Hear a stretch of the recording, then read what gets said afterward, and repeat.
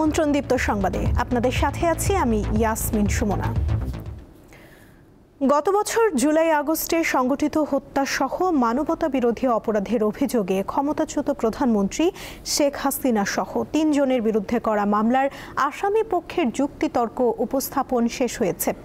আজ মামলাটির রায় ঘোষণার তারিখ ধার্য হতে পারে বলে সাংবাদিকদের জানিয়েছেন আন্তর্জাতিক অপরাধ ট্রাইব্যুনালের প্রসিকিউটর মিজানুল ইসলাম।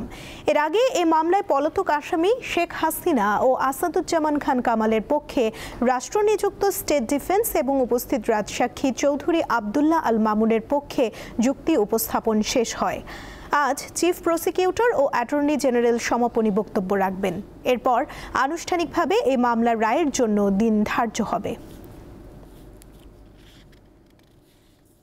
আন্তর্জাতিক অপরাধ ট্রাইব্যুনালের আরও তথ্য নিয়ে আমাদের সঙ্গে যুক্ত আছেন সহকর্মী মাহিদুর রহমান। মাহিদুর, শেখ হাসিনার মামলার শুনানি তো প্রায় শেষ পর্যায়ে, আজ সমাপনী বক্তব্য নিয়ে রাষ্ট্রপক্ষ কি বলছে?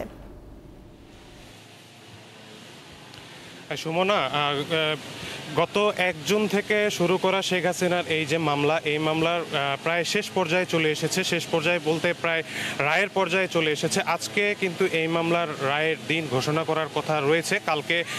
গতকালকে প্রসিকিউটর মিজানুল ইসলাম সংবাদ সম্মেলনে এমনটি জানিয়েছেন। তবে আজকে আমরা প্রসিকিউটরের সাথে কথা বলে জানতে পেরেছি যে আজকে বেশ কয়েকটি মামলা রয়েছে আন্তর্জাতিক অপরাধ ট্রাইব্যুনাল 1-এ।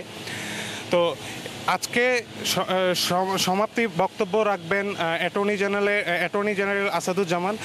এই মামলার কিন্তু সূচনা বক্তব্য তিনিই প্রেরণ করেছিলেন এবং আজকে তার বক্তব্যের মাধ্যমেই কিন্তু এই মামলার সমাপনী বক্তব্য তিনি উপস্থাপন করবেন। আমরা এখনো পর্যন্ত অ্যাটর্নি জেনারেলকে দেখিনি উপস্থিত হতে। পূর্ব নির্ধারিত সময় অনুযায়ী আজকে কিন্তু 11:30 বেজে কোর্ট বসার কথা রয়েছে। তবে ইতিমধ্যে এই মামলার যে আসামি চৌধুরী আব্দুল্লাহ আল মামুন, তাকে কিন্তু উপস্থিত করা হয়েছে।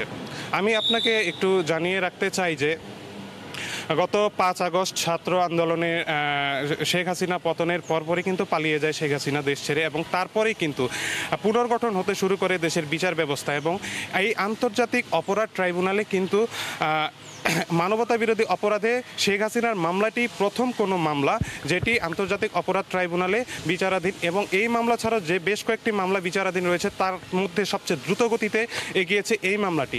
প্রায় 28 কার্য দিবসে 54 জন সাক্ষ্যের মাধ্যমে কিন্তু এই মামলাটি এখনও পর্যন্ত চলমান রয়েছে। আমি আপনাকে আরেকটু জানিয়ে রাখতে চাই যে এই মামলায় যারা সাক্ষী দিয়েছেন তাদের মধ্যে ছিলেন জুলাই যোদ্ধা, যারা এই জুলাই আন্দোলনে নিহত হয়েছেন, নিহতদের পরিবার, যারা আহত হয়েছেন, আহতরা, এবং যারা প্রত্যক্ষদর্শী ছিল সেখানে পুলিশ এবং ফরেনসিক ডিপার্টমেন্টে যারা দায়িত্বে ছিলেন তারাও কিন্তু এই মামলায় সাক্ষ্য দিয়েছেন। এবং এই মামলার বেশ কিছু সাক্ষী কিন্তু যারা সাক্ষ্য দিয়েছেন, যাদেরকে গুরুত্বপূর্ণ সাক্ষ্য হিসেবে নেওয়া হচ্ছে, তাদের কিন্তু এই সাক্ষ্য গ্রহণটি বিটিভিতে সরাসরি সম্প্রচারও করা হয়েছে। তো আমি আপনাকে আরেকটি তথ্য জানিয়ে রাখতে চাই যে এই মামলায় যে কয়েকজন সাক্ষ্য দিয়েছেন তার মধ্যে মাহমুদুর রহমান এবং নাহিদ ইসলামও কিন্তু ছিলেন। তাদের সাক্ষীকে গুরুত্ব দিয়েই কিন্তু এই মামলা দেখানো হচ্ছে। এবং অ্যাটর্নি চিফ প্রসিকিউটর কিন্তু জানিয়েছেন যে 5টি অভিযোগের ভিত্তিতে শেখ হাসিনাকে এই মামলায় আসামি করা হয়েছে। সেই 5টি সাক্ষ্যের মধ্যে রয়েছে যে জুলাই আন্দোলনে মূল পরামর্শদাতা এবং উস্কানিমূলক বক্তব্য, এবং তারপরে মারণাস্ত্র ব্যবহার করে যে শিক্ষার্থীদের উপরে বা ছাত্র আন্দোলনকারীদের উপরে মারণাস্ত্র ব্যবহার করে নৃশংসভাবে হত্যাকাণ্ড চালানো। এরপরে রয়েছে যে 16 জুলাই রংপুরে আবু সাইদকে হত্যাকাণ্ড। এরপরে রয়েছে চানখারপুলে 6 জন শিক্ষার্থীকে হত্যা এবং আশুলিয়ায় 6টি মরদেহ পুড়িয়ে হত্যা। এর মধ্যে আসামি যে রয়েছে শেখ হাসিনা এবং আসাদুজ্জামান খান, তারা কিন্তু পলাতক রয়েছেন, এবং চৌধুরী আব্দুল্লাহ আল মামুন, যিনি কিন্তু এই মামলার পরবর্তীতে রাজসাক্ষী হিসেবেও গণ্য হয়েছেন। তবে আজকে এই ঐতিহাসিক মামলায় রায় প্রদান করা হবে এতটুকু আমরা জানতে পেরেছি। তবে কোর্ট থেকে কি নির্দেশনা আসে সেটি আমি আপনার মাধ্যমে জানিয়ে দিতে পারবো। সুমনা। মাহিদুর, আপনাকে ধন্যবাদ। রাজধানীর মোহাম্মদপুর জেনেভা ক্যাম্পে 2 গ্রুপের সংঘর্ষের সময় ককটেল বিস্ফোরণে জাহিদ নামে এক যুবক নিহত হয়েছেন। গত রাত 3:30টার দিকে এই ঘটনা ঘটে। পরে জাহিদকে গুরুতর আহত অবস্থায় উদ্ধার করে ঢাকা মেডিকেল কলেজ হাসপাতালে নেওয়া হলে কর্তব্যরত চিকিৎসক ভোরে তাকে মৃত ঘোষণা করেন। নিহতের স্বজনরা জানান, জাহিদ মোবাইল সার্ভিসিংয়ের দোকানে কাজ করতেন। তার বাসা জেনেভা ক্যাম্পে। রাতে বন্ধুদের সঙ্গে রাস্তায় বের হন। এই সময় দুই গ্রুপের সংঘর্ষের মাঝে পড়ে যান। তখন তার পায়ের কাছে ককটেল বিস্ফোরণ হলে গুরুতর আহত হন তিনি। পরে উদ্ধার করে ট্রমা হাসপাতালে নেওয়া হয়। ব্রাহ্মণবাড়িয়ায় আধিপত্য বিস্তারকে কেন্দ্র করে দুই পক্ষের সংঘর্ষে অন্তত 30 জন আহত হয়েছেন। স্থানীয়রা জানান, সম্প্রতি আওয়ামী লীগ বিএনপি নিয়ে সাদ্দাম ও আজিজ নামে দুইজনের মধ্যে কথা কাটাকাটি হয়। বুধবার বিকেলে সালিশ বৈঠকে বিষয়টি মীমাংসার চেষ্টা হলেও ব্যর্থ হয়। পরে গতরাতে কুমিল্লা সিলেট মহাসড়কের উত্তর সহিলপুর এলাকায় টর্চ জ্বালিয়ে মুখোমুখি সংঘর্ষে জড়ায় দুই দল। পুলিশ জানায়, সংঘর্ষের সময় উভয় পক্ষের শতাধিক লোকজন টেটা বল্লম সহ দেশীয় অস্ত্র নিয়ে একে অপরের ওপর হামলা চালায়। ইটপাটকেল নিক্ষেপ ও ধাওয়া পাল্টা ধাওয়ায় পুরো এলাকায় আতঙ্ক ছড়িয়ে পড়ে। পটুয়াখালীর মহিপুরে গাজী আইস প্ল্যান্ট নামের একটি বরফ কোলে অ্যামোনিয়া গ্যাস ছড়িয়ে অন্তত 20 জন অসুস্থ হয়ে পড়েছেন। তাদের মধ্যে 5 জনকে কলাপাড়া হাসপাতালে ভর্তি করা হয়েছে। গত রাত 2টার দিকে এই ঘটনা ঘটে। ফায়ার সার্ভিস জানায়, রাতে হঠাৎ বরফ কলের বাইরের একটি কর্নেসার পাইপ লিকেজ হয়। এতে মুহূর্তেই ওই এলাকায় দুর্গন্ধ ছড়িয়ে পড়ে এবং বরফ কলের আশেপাশে থাকা অনেকের শ্বাসকষ্ট শুরু হয়। পরে খবর পেয়ে ফায়ার সার্ভিস ঘটনাস্থলে পৌঁছে ওই বরফ কলের মধ্যে থাকা 5 জেলেকে উদ্ধার করে হাসপাতালে ভর্তি করে।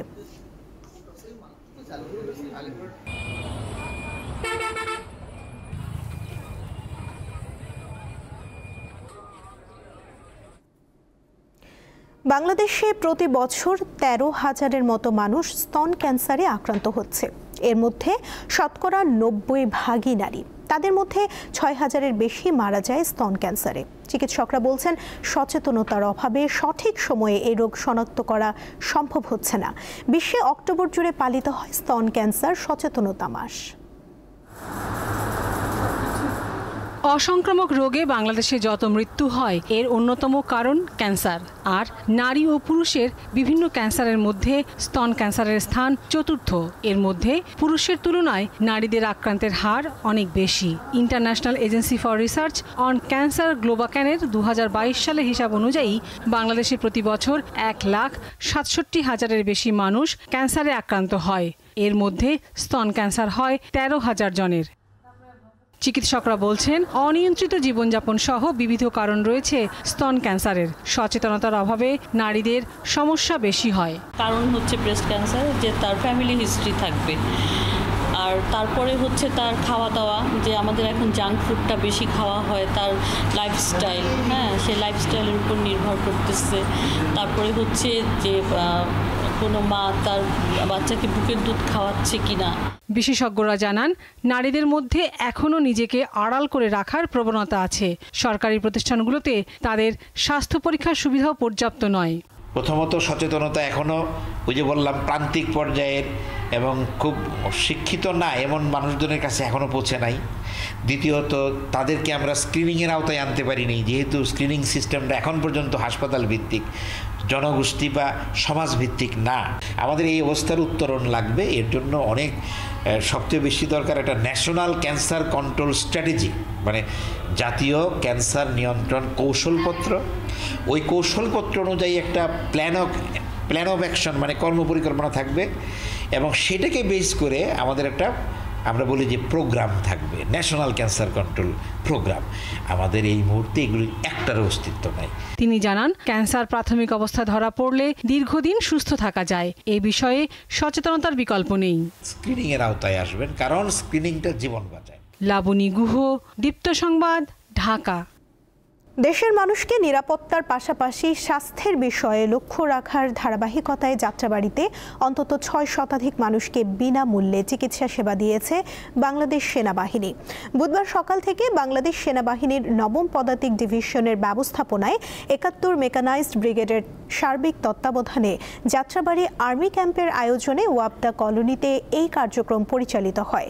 সাভার সেনানিবাস থেকে আসা 4 জন বিশেষজ্ঞ সহ মোট 6 জন চিকিৎসক সারাদিনব্যাপী চিকিৎসা প্রদান করেন।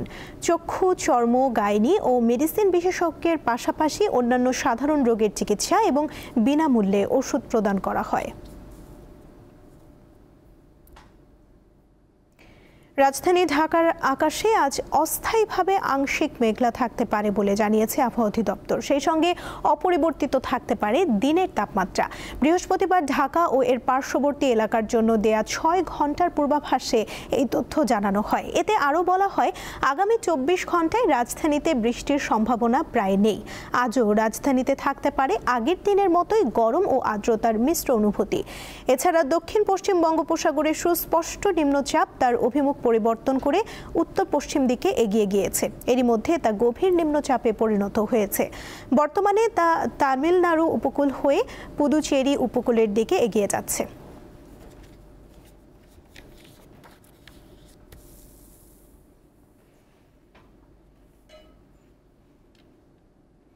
আন্তর্জাতিক প্রসঙ্গ। প্রধানমন্ত্রী বেনিয়ামিন নেতানিয়াহুর আপত্তি সত্ত্বেও ইসরায়েলি পার্লামেন্টে পশ্চিম তীরকে সংযুক্ত করে একটি বিল অনুমোদন করেছে। প্রথম পর্যায়ে ভোটে বিলটি নেসেটে 25-24 ভোটে পাশ হয়। নেতানিয়াহুর লিকুদ পার্টির বেশিরভাগ সদস্য ভোটে অংশগ্রহণ করেননি, তবে তার দলের একজন সদস্য প্রধানমন্ত্রীর আদেশ অমান্য করে এই বিলের পক্ষে ভোট দিয়েছেন। বিলটি আইন হিসেবে পরিণত হতে আরও 3টি ধাপ পার করতে হবে। আরও আলোচনা এবং পর্যালোচনার জন্য এটি নেসেটের পররাষ্ট্র ও প্রতিরক্ষা কমিটিতে পাঠানো হয়েছে। এ ধরনের পদক্ষেপের বিরুদ্ধে মার্কিন প্রেসিডেন্ট ডোনাল্ড ট্রাম্প এর আগে তিনি সতর্ক করে বলেন, ইসরায়েলের সঙ্গে পশ্চিম তীর সংযুক্ত করা হলে তা হবে স্পষ্টভাবে আন্তর্জাতিক আইনের লঙ্ঘন।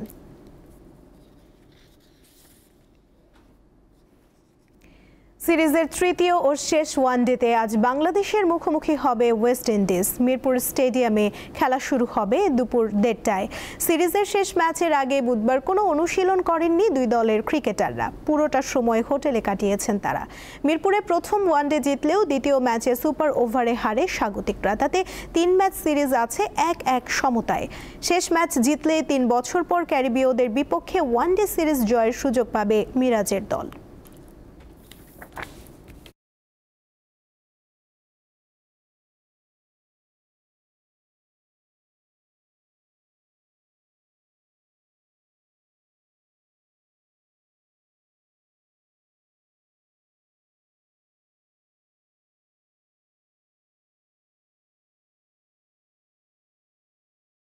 জমকালো আয়োজনের মধ্য দিয়ে মিরপুরের শহীদ সোহরাওয়ার্দী ইনডোর স্টেডিয়ামে পর্দা উঠল সেন্ট্রাল এশিয়া ভলিবল অ্যাসোসিয়েশনের CAVA tournament CAVA cup men's 2025।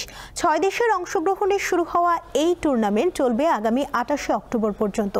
আসরে স্বাগতিক বাংলাদেশ ছাড়াও মালদ্বীপ, শ্রীলঙ্কা, নেপাল, তুর্কমেনিস্তান ও আফগানিস্তান অংশ নিয়েছে। বুধবার বিকেলে প্রতিযোগিতার উদ্বোধন করেন যুব ও ক্রীড়া সচিব মোহাম্মদ মাহবুবুল আলম। এ সময় বাংলাদেশ ভলিবল ফেডারেশনের সভাপতি ফারুক হাসান এবং সাধারণ সম্পাদক বিমল ঘোষ ভুলু সহ অন্যান্য কর্মকর্তাগণ উপস্থিত ছিলেন। উদ্বোধনী দিনে মালদ্বীপকে 25-21, 25-13 ও 25-21 পয়েন্টে হারিয়েছে বাংলাদেশ। এর আগে তুর্কমেনিস্তান নেপালকে এবং শ্রীলঙ্কা হারিয়েছে আফগানিস্তান দলকে।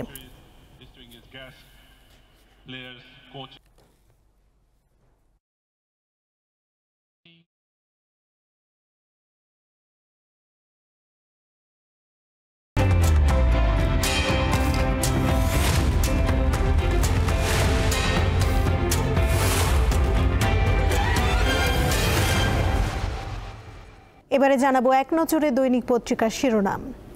আমাদের হাতে রয়েছে যুগান্তর পত্রিকা, যার প্রধান শিরোনামে আমরা দেখতে পাচ্ছি, গুম খুন সহ মানবতা বিরোধী অপরাধের 3 মামলা, 15 সেনা কর্মকর্তা কারাগারে। আন্তর্জাতিক অপরাধ ট্রাইব্যুনাল নিয়ে রয়েছে প্রতিবেদন। এদিকে সাব জেল কারা তত্ত্বাবধানে বিধিমতো খাবার সাক্ষাৎ। আরও দেখতে পাচ্ছি প্রধান উপদেষ্টার সঙ্গে 2 দলের পৃথক বৈঠক। সনদের আইনি ভিত্তি দিতে নভেম্বরে গণভোট চাই জানালো জামায়াত। এদিকে বাস্তবায়নের নিশ্চয়তা পেলেই জুলাই সনদে স্বাক্ষর, বলল এনসিপি। বিশ্লেষকদের অভিমত, অন্তর্বর্তী সরকারের নিরপেক্ষতা ক্ষুণ্ণ হলে ভোট নিয়ে প্রশ্ন উঠবে। প্রথম আলো পত্রিকার প্রধান শিরোনামে রয়েছে, কয়েকজন উপদেষ্টা নিয়ে আপত্তি জামায়াতের, প্রধান উপদেষ্টার সঙ্গে সাক্ষাৎ। জামায়াতের দাবি প্রশাসন ও পুলিশের ৭০ থেকে ৮০ ভাগ লোকই বিএনপির। নিরপেক্ষতা আনতে নির্বাচনের আগে রদবদল চায় দলটি। এদিকে তত্ত্বাবধায়ক সরকার ও দল ঘনিষ্ঠদের বিষয় বুঝতে চেয়েছে এনসিপি। জাতীয় জুলাই সনদ বাস্তবায়নের উপায় নিয়ে সুপারিশ চূড়ান্ত হতে পারে আজ। এদিকে ট্রাইব্যুনালে ১৫ সেনা কর্মকর্তা পাঠানো হলো কারাগারে। ২ উপদেষ্টাকে পদত্যাগ করতে বলা হয়েছিল। দৈনিক ইত্তেফাক পত্রিকার প্রধান শিরোনামে দেখতে পাচ্ছি, গুম ও মানবতা বিরোধী অপরাধের ৩ মামলা, ট্রাইব্যুনালে হাজিরের পর ১৫ সেনা কর্মকর্তা কারাগারে। শেখ হাসিনা, তারিক সিদ্দিক সহ ১৭ জনের বিরুদ্ধে পত্রিকায় বিজ্ঞপ্তির নির্দেশ। এদিকে প্রধান উপদেষ্টার সঙ্গে পৃথক বৈঠক। নভেম্বরে গণভোট চায় জামায়াত। ইসি পুনর্গঠনের দাবি এনসিপির। কয়েকজন উপদেষ্টাকে নিয়ে 2 দলেরই আপত্তি। আমাদের নিরপেক্ষতা নিয়ে নিশ্চিত থাকতে পারেন বললেন প্রফেসর ইউনুস। এদিকে 15 সেনা কর্মকর্তাকে হাজির করতে সেনাবাহিনীর সহযোগিতা করেছে বলল চিফ প্রসিকিউটর। সমকাল পত্রিকার প্রধান শিরোনামে দেখতে পাচ্ছি, কয়েকজন উপদেষ্টা ও প্রশাসনের ভূমিকায় জামায়াতের আপত্তি। এদিকে উপদেষ্টাদের নিরপেক্ষতা নিয়ে প্রশ্ন এনসিপির। তত্ত্বাবধায়ক সরকার বলতে কে কি বুঝছেন এ নিয়েও রয়েছে সমকালে একটি প্রতিবেদন। আরও দেখতে পাচ্ছি 15 সেনা কর্মকর্তাকে কারাগারে। আন্তর্জাতিক অপরাধ ট্রাইব্যুনাল নিয়ে প্রতিবেদন। জামিন শুনানি 20 নভেম্বর। ট্রাইব্যুনালে হাজির করতে সেনাবাহিনী পূর্ণ সহযোগিতা করেছে জানালো চিফ প্রসিকিউটর। এদিকে আত্মসমর্পণকারীরা নির্দোষ, মূল অপরাধীরা ভারতে জানালেন আসামি পক্ষের আইনজীবী। আরও দেখতে পাচ্ছি অ্যামনেস্টি ইন্টারন্যাশনালের বিবৃতি, জবাবদিহি নিশ্চিতে গুরুত্বপূর্ণ পদক্ষেপ। কালের কণ্ঠ পত্রিকার প্রধান শিরোনামে দেখতে পাচ্ছি, 15 সেনা কর্মকর্তা সাব জেলে, মানবতা বিরোধী অপরাধের অভিযোগ। আইনের প্রতি শ্রদ্ধার নতুন দৃষ্টান্ত সেনাবাহিনীর, এ নিয়েও রয়েছে বিশেষ লেখা। এদিকে জুলাই সনদ বাস্তবায়নে আদেশের খসড়া প্রণয়ন, সাংবিধানিক আদেশের ওপর গণভোট, আগামী সংসদের দ্বৈত ভূমিকার প্রস্তাব। বিএনপি তত্ত্বাবধায়ক সরকার নয়, নিরপেক্ষ ভূমিকা চেয়েছে বললেন উপদেষ্টা আসিফ নজরুল। এদিকে বিতর্কিত উপদেষ্টাদের নির্বাচনের আগে সরে যেতে হবে বললেন আমির খসরু মাহমুদ চৌধুরী। আজকের পত্রিকার প্রধান শিরোনামে দেখতে পাচ্ছি, দলগুলোর দাবির চাপে সরকার, নির্বাচনের প্রস্তুতি নিয়ে প্রতিবেদন। আরও রয়েছে কারাগারে পাঠানো হলো 15 সেনা কর্মকর্তাকে, মানবতা বিরোধী অপরাধ নিয়ে প্রতিবেদন। তত্ত্বাবধায়ক ফিরলে অন্তর্বর্তী সরকারের সমস্যা হবে কিনা আপিল বিভাগের প্রশ্ন। দেখে নিলাম আজকের দৈনিক পত্রিকার শিরোনামগুলো। এই ছিল এখনকার মতো। এরপর দুপুর 1টায় বাণিজ্য সংবাদ দেখার আমন্ত্রণ রইল। এছাড়া আরও তথ্য পেতে যুক্ত থাকুন দীপ্ত ডিজিটাল প্ল্যাটফর্মের সাথে। ধন্যবাদ সবাইকে।